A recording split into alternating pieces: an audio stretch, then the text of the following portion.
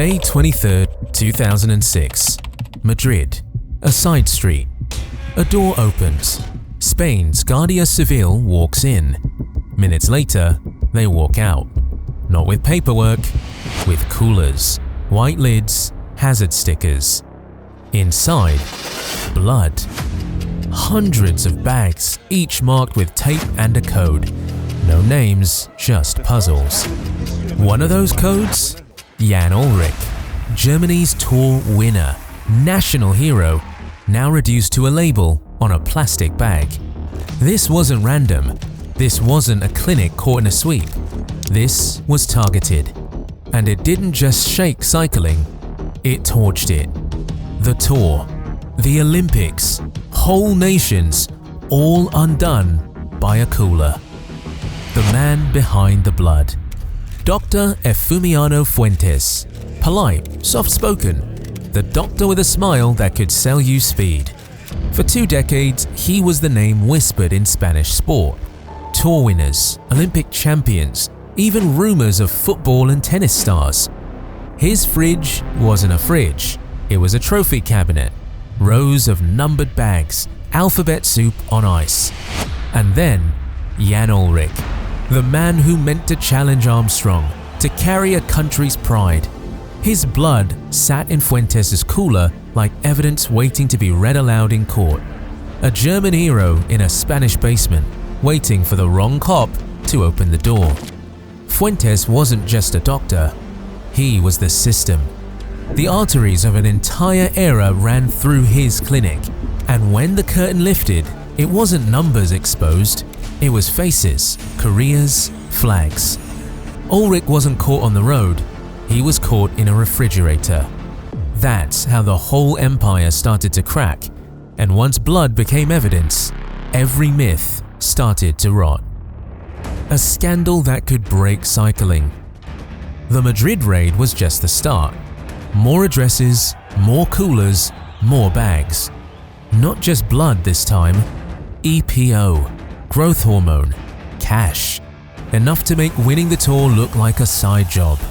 This wasn't a clinic, it was a factory, and every drawer pulled open made the sport look dirtier.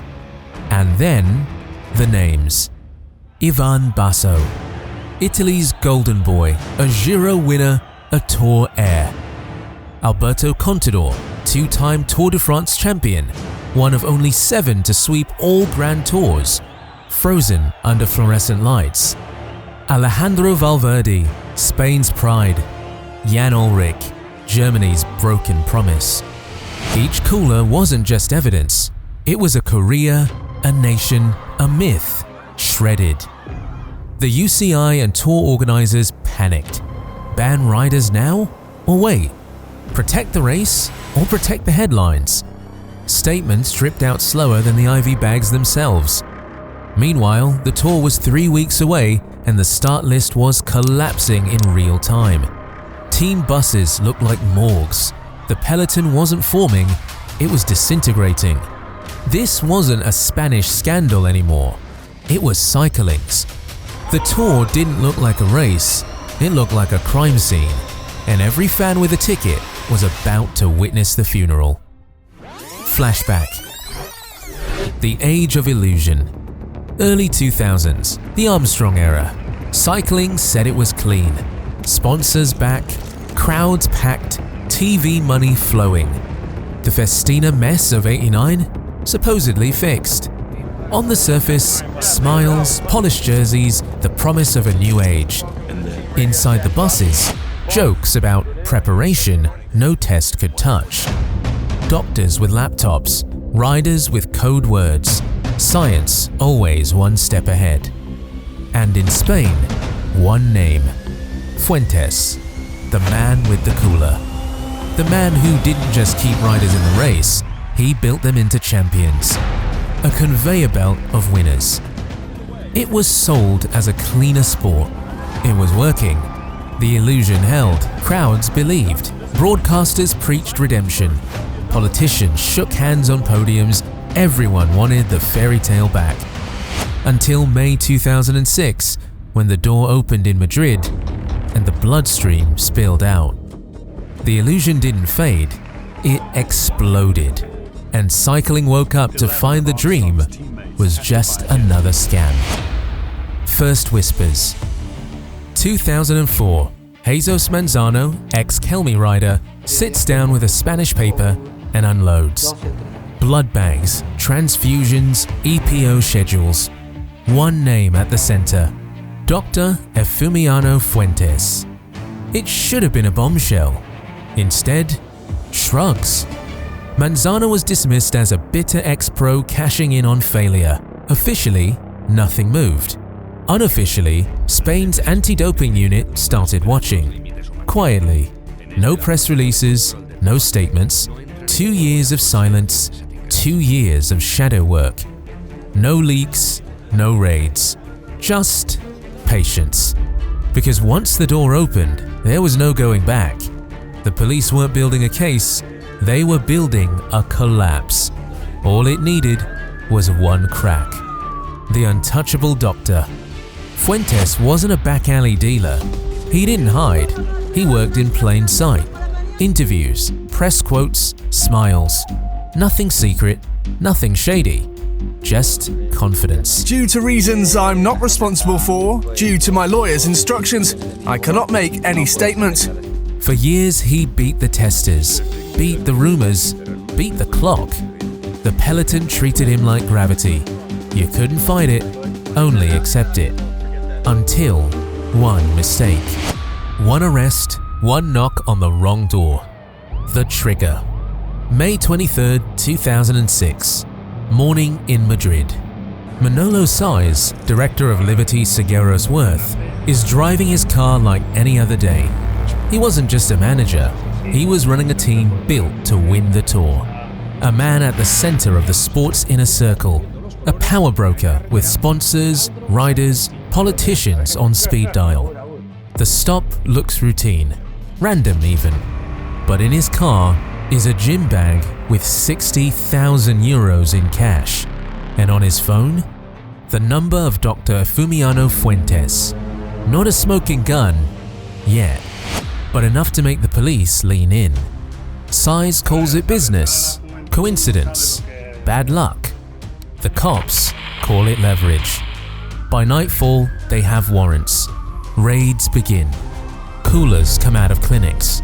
Blood bags covered in codes. Medical notes stacked like ledgers. What looked like a traffic stop becomes the opening shot in the biggest anti-doping investigation Europe had ever seen. The codes that could end careers.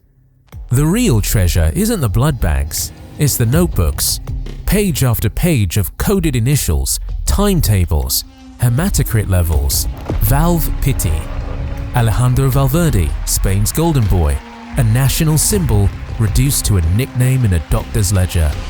Jan Ullrich, Germany's Tour champion, once the hope to dethrone Armstrong, now exposed as another patient number. Basso, Italy's future, the man lined up to win tours for decades, written down like inventory. The press starts matching codes to rosters, and panic does the rest. Teams pull riders before the headlines can hit. Some protest, others vanish. Phone calls fly across Europe. Sponsors call managers with one question: are we about to see our jersey in a raid? The wildfire doesn't stop at cycling. The whispers spread. Football, tennis, athletes bigger than any man in a peloton. Suddenly, this isn't just a scandal, it's a contagion. Civil war in the peloton. The raids didn't just fracture teams, they split the peloton itself. Some riders went loud, denying everything, calling it media hysteria, demanding proof. Others went quiet, suddenly eager to whisper to investigators in exchange for leniency. And everyone else, watching their words, watching their backs. Nobody trusted anyone. Suspicion turned to betrayal, and betrayal is poison in a sport built on trust. The peloton wasn't just divided, it was paranoid. And when trust dies in the peloton, the race dies with it. The public showdown. The Tour de France start list is supposed to be routine. Names, numbers, smiles for the camera. Instead, it turned into a public execution. The presentation stage didn't look like a celebration, it looked like a courtroom. Days before the prologue, the hammer fell. Ivan Basso, Jan Ullrich, Francisco Mancebo, out. Not injured, not sick, barred. Team buses were mobbed, cameras shoved through doors, journalists shouting questions at managers who hadn't even told their riders. Some broke down, others stormed out. By stage 1, the damage was done. GC strategies collapsed before the race even began. The Tour wasn't a contest anymore, it was a crime scene on wheels. And in Madrid, investigators knew the list wasn't finished. More raids were coming. Bigger names could still fall. The race had started, but the hunting season wasn't over. The peloton was pedaling, but the spotlight was already somewhere else. The fallout. By the time the Tour crawled to Paris, the race wasn't the only thing broken. Liberty Seguros quit mid-season. Their name fused to doping headlines. Riders lost contracts overnight. Fuentes went to trial, not for doping because Spain don't have a law for that. The charge was endangering public health, a loophole wide enough to ride the peloton through. He was convicted, given a suspended sentence, and never named all his clients. Then, the gut punch. Blood bags destroyed before testing. Officially, storage issues. Unofficially, protection. If those bags carried the names whispered in corridors, the fallout wouldn't have stopped with cycling. Football, tennis, even the Olympics. Global reputations would have burned. The case ended not with answers, but with ash. The names we'll never know. Operación Puerto left more questions than answers. Many codes in those notebooks were never matched. Some, investigators hinted, might not even belong to cyclists. The trail was cut short. Fuentes never broke, not in court, not in interviews. Even years later, he smiled at cameras and said he was protecting his patients. He wore silence like a badge. The whispers never stopped. Football stars, tennis champions, Olympic medalists. And maybe that's the real legacy. Not the riders we exposed, but the ones erased. Fans were told cycling had been cleaned. Instead, the truth was bagged, sealed, and destroyed. The Guardia Civil walked out of that clinic carrying coolers. They carried the truth, and the truth never saw daylight.